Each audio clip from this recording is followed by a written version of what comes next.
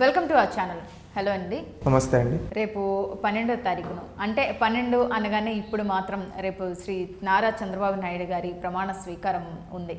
మరి ఈ ప్రమాణ స్వీకారం ఎలా ఉండబోతుంది? ఆల్రెడీ అధికారంలోకి వచ్చేసారు కాబట్టి వాళ్ళ పరిపాలన ఏ విధంగా ఉండబోతుందని మీ అభిప్రాయం? చంద్రబాబు నాయుడు గారు రేపు జూన్ 12వ తేదీ అధికారికంగా ప్రమాణ స్వీకారం చేయబోతున్నారు. జూన్ 4వ తేదీ వచ్చిన ఫలితాల్లో తెలుగుదేశం పార్టీ అఖండ విజయం సాధించడం జరిగింది. ఏంటంటే రాష్ట్ర చరిత్రలో కని విని ఎరుగని రీతిలో ఎన్డీఏ కూటమి 93% సీట్లు గెలుచుకోవడం జరిగింది.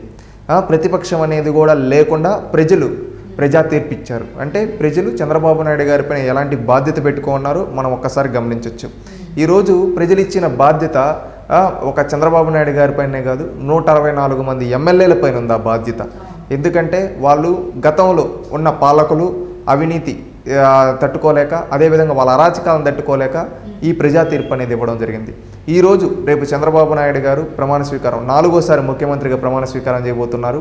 ఆయనకి ముఖ్యమంత్రి పదవి ఏం కొత్త కాదు, ఎందుకంటే గతంలో కూడా చేసిన అనుభవం ఉంది. కాబట్టి ఈరోజు ఆ అనుభవజ్ఞుడి యొక్క పరిపాలనలో రాష్ట్రం ముందుకెళ్తుందని భావిస్తున్నాను. ఈరోజు జరిగిన ఎన్డీఏ సమావేశంలో కూడా కావచ్చు, చంద్రబాబు నాయుడు గారు క్లారిటీగా చెప్పడం జరిగింది.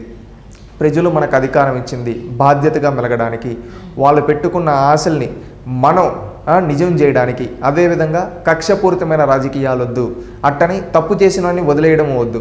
ఎందుకంటే ప్రతిసారి తప్పు చేసిన వాడిని పాణి అని క్షమించేస్తే నేరస్తులు పెరిగిపోతూ ఉంటారు. చట్టబద్ధంగా న్యాయబద్ధంగా వాళ్ళని శిక్షిద్దాము అని చెప్పి చెప్పడం జరిగింది. అదేవిధంగా మనం ప్రజలకు సేవకులం.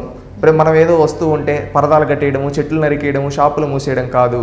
మనం వాళ్ళలో ఒకరిగా మనం ఉండాలి, వాళ్ళ కష్టాలను మనం తీర్చాల్సిన బాధ్యత ఉందని చెప్పి ఈరోజు చెప్పడం జరిగింది. ఎవరు? చంద్రబాబు నాయుడు గారు.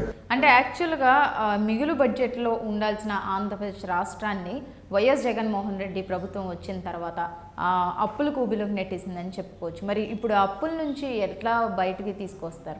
When there is a crisis there is an opportunity అంటారు.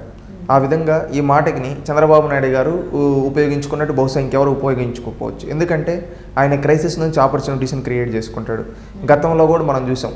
1995లో చంద్రబాబు నాయుడు గారు ముఖ్యమంత్రి అయ్యేటప్పటికి రాష్ట్రంలో పరిస్థితి ఎంతో ఘోరంగా ఉందని, కనీసం జీతాలు కూడా ఇవ్వలేని పరిస్థితి నుంచి రాష్ట్రాన్ని ఒక బలమైన శక్తిగా, దేశంలోనే ఒక బలమైన శక్తిగా మార్చాడు. అప్పటి వరకు ముంబై, కలకత్తా, బెంగళూరు అని చెప్పుకునే రోజుల నుంచి హైదరాబాద్ అని చెప్పుకునే విధంగా తీసుకొని వచ్చాడు. ఆ తర్వాత 2014లో రాష్ట్ర విభజన, రాజధాని లేదు. అలాంటి సందర్భంలో ఒక్క రేటు కూడా పెంచకుండా పోలవరం 72% పూర్తి చేశాడు. అమరావతికి రూపకల్పన చేశారు. అదేవిధంగా అనేక ప్రాజెక్టులు తీసుకొని వచ్చాడు. ఇరిగేషన్ ప్రాజెక్టులు పూర్తి చేశారు. ఈ విధంగా చేశారు. రేపు ముఖ్యమంత్రిగా ప్రమాణ స్వీకారం చేసిన తర్వాత మళ్ళీ రాష్ట్రాన్ని ఆదాయం బాట పట్టిస్తూ, అదేవిధంగా అప్పులు తీరుస్తూ, తన అనుభవంతో ప్రజలందరికీ న్యాయం చేస్తాడని భావిస్తూ ఉన్నాం. ఎందుకంటే చంద్రబాబు నాయుడు గారు ఒక విజన్తో వెళ్ళే నాయకుడు. ఆయన ఏంటంటే పరిపాలన దక్షత ఉంది. ఏ విధంగా చేయాలి, ప్రజలకు సంక్షేమం, అభివృద్ధి రెండు ఎలా సమానంగా పంచాలనే అనుభవం ఉన్న వ్యక్తి చంద్రబాబు నాయుడు గారు. ఖచ్చితంగా రేపు రాష్ట్రంలో ఉండే ఉమ్మడి 13 జిల్లాల్లో అభివృద్ధి దూసుకుపోతుందని భావిస్తూ ఉన్నాం.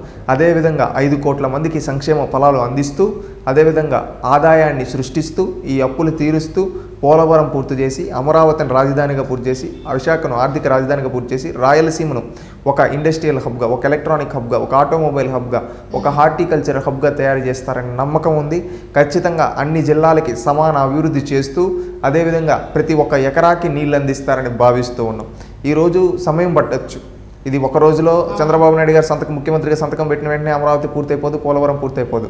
కొంచెం సమయం పడుతుంది. 1 సంవత్సరమా 2 సంవత్సరాల. కానీ నాకు తెలిసి అది అందరికీ తెలిసిన విషయమే. ఎందుకంటే చంద్రబాబు నాయుడు గారు ఒక విజన్ ఉన్న వ్యక్తి, అనుకున్నది చేసే వ్యక్తి అని అందరికీ తెలిసిన విషయమే.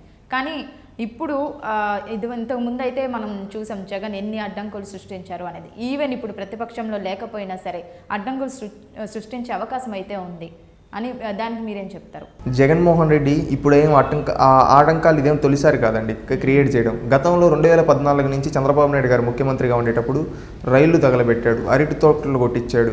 అదేవిధంగా చంద్రబాబు నాయుడు గారి పైన నానా రకాల ఫేక్ మాటలు చెప్పాడు. పింక్ డైమండ్ అన్నాడు, కమ్మడి ఎస్పీలు ఇవన్నీ అన్నాడు. లాస్ట్కి ప్రజలు అవి తెలుసుకునే తాలకు 5 ఏళ్ళు పట్టింది. ప్రజలు ఆ రోజు జగన్ మోసం రెడ్డి అంటా నేను జగన్మోహన్ రెడ్డి మాటలు నమ్మారు. అధికారం ఇచ్చారు, ఒక అవకాశం అంటే. అధికారం ఇచ్చిన తర్వాత జనాలకి జగన్మోహన్ రెడ్డి నిజస్వరూపం తెలిసింది. నిజస్వరూపం తెలిసిన తర్వాత జనాలు జగన్ని పక్కన పెట్టారు. మీరు గమనించండి, జగన్ని ఎంత చిత్తుగా ఓడించారు చూడండి. 151 సీట్లో కూర్చోబెట్టిన జనాలే జగన్మోహన్ రెడ్డిని 11 స్థానాల్లో కూర్చోబెట్టారు. అంటే జనాలు జగన్మోహన్ రెడ్డిని ఏ విధంగా చీకొడుతున్నారో ఒక్కసారి అర్థం చేసుకోవచ్చు. ఒక్కసారి నమ్మి మోసపోయాం, ఇక నిన్ను నమ్మం జగన్ అంటూ ఉన్నారు. ఈసారి జగన్మోహన్ రెడ్డి ఎన్ని క్రియేట్ చేసినా జనాలు నమ్మే పరిస్థితులు లేరు. ఖచ్చితంగా ఒక సమర్థవంతమైన నాయకుడు చంద్రబాబు నాయుడు గారు. ఆయన అనుభవంలో రాష్ట్రం ముందుకెళ్తుందని భావిస్తున్నాం. ఈరోజు రాష్ట్ర ప్రజలు గెలిపించింది చంద్రబాబు నాయుడు గారు, రాష్ట్రాన్ని గెలిపించారు రాష్ట్ర భవిష్యత్తు కోసం. ఈరోజు పక్క రాష్ట్రాల నుంచి వచ్చి ఓటేసిన వాళ్ళు కావచ్చు, ఎంతోమంది వాళ్ళు రాష్ట్ర అభివృద్ధి కోసం ఓటేశారు, రాష్ట్ర భవిష్యత్తు కోసం. వాళ్ళ భవిష్యత్తును బంగారు భవిష్యత్తుగా మార్చే బాధ్యత చంద్రబాబు నాయుడు గారు తీసుకుంటున్నారు. ఖచ్చితంగా రేపు చంద్రబాబు నాయుడు గారి హయాంలో రాష్ట్రం అభివృద్ధిలో సంక్షేమంలో దూసుకుపోతుంది.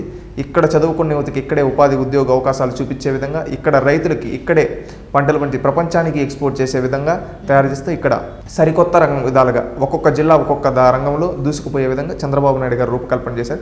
ఖచ్చితంగా ఆయన హయాంలో రేపు రాష్ట్రం దూసుకుపోతుందని భావిస్తూ ఉన్నాం.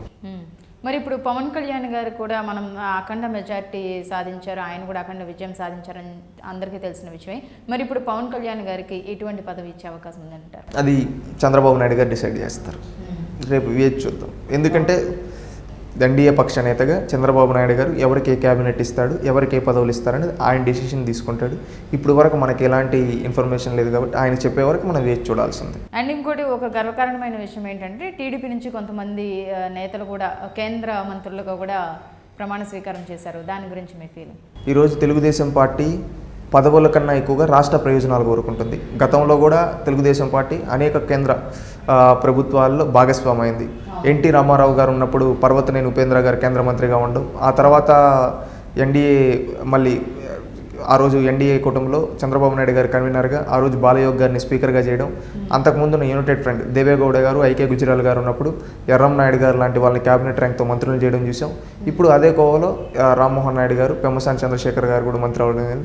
వీళ్ళు రాష్ట్ర ప్రయోజనాల కోసం కేంద్రంతో రాష్ట్రం మధ్య సత్సంబంధాలు సాగిస్తూ ఉంటారని భావిస్తూ ఉన్నా. ఖచ్చితంగా రాష్ట్రం కూడా అభివృద్ధి బాటలో వెళ్ళేదానికి వాళ్ళు కేంద్రం నుంచి రావాల్సిన నిధులు కావచ్చు, కేంద్రంతో ఒక మంచి సహకారంతో ఉంటూ రాష్ట్ర ప్రయోజనాల కోసం పనిచేస్తారని భావిస్తూ ఉన్నాను. తెలుగుదేశం పార్టీ కేంద్రంలో బీజేపీకి ఈరోజు కులినేషన్ కూటమి ప్రభుత్వానికి మద్దతు ప్రధాన కారణం ఏంటంటే రాష్ట్ర ప్రయోజనాల కోసం రాష్ట్రానికి రావాల్సిన నిధులు కావచ్చు, ఇవన్నీ ఖచ్చితంగా అక్కడి నుంచి వస్తాయని భావిస్తూ ఉన్నాను. అవన్నీ వచ్చి కేంద్రం రాష్ట్రం రెండు శాఖలతో డబుల్ ఇంజన్ ప్రభుత్వంలో ఖచ్చితంగా రాష్ట్రం అభివృద్ధి చెందుతుందని భావిస్తూ ఉన్నాను. ఈరోజు రామ్మోహన్ నాయుడు గారికి, పెమ్మసాని చంద్రశేఖర్ గారికి ఇద్దరికి వాళ్ళిద్దరూ తెలుగుదేశం పార్టీలో కష్టకాలంలో నిలబడ్డారు, పార్టీ కోసం ఎల్లప్పుడూ పనిచేస్తూ ఉన్నారు. ఈరోజు రామ్మోహన్ నాయుడు గారు గతంలో 3 సార్లు ఎంపీగా చేసి పార్టీ వాణ్ణి ఢిల్లీలో వినిపించారు. ప్రతిపక్షంలో ఉండేటప్పుడు కూడా ఇది 3వసారి ఆయన. అదేవిధంగా పెమ్మసాని చంద్రశేఖర్ గారు అనేక ట్రస్టుల ద్వారా తెలుగుదేశం పార్టీకి సానుభూతిపరుడిగా ఎన్నో ఏళ్ల నుంచి ఉన్నారు. ఈరోజు ఒక కార్యకర్త స్థాయి నుంచి వచ్చిన వ్యక్తి పెమ్మసాని చంద్రశేఖర్ ఒక అత్యున్నత స్థాయికి వెళ్ళారు. ఈరోజు ఆయన ఎంపీగా కంటెస్ట్ చేసి సహాయ మంత్రిగా తీయడం నిజంగా గర్వకారణంగా భావిస్తున్నాం. వీళ్ళు రాష్ట్ర ప్రయోజనాల కోసం గతంలో ఎర్రం నాయుడు గారు కావచ్చు, బాలయోగ్ గారు కావచ్చు, ఏ విధంగా పనిచేశారు అదేవిధంగా వీళ్ళు కూడా పనిచేస్తారని భావిస్తూ ఉన్నాం.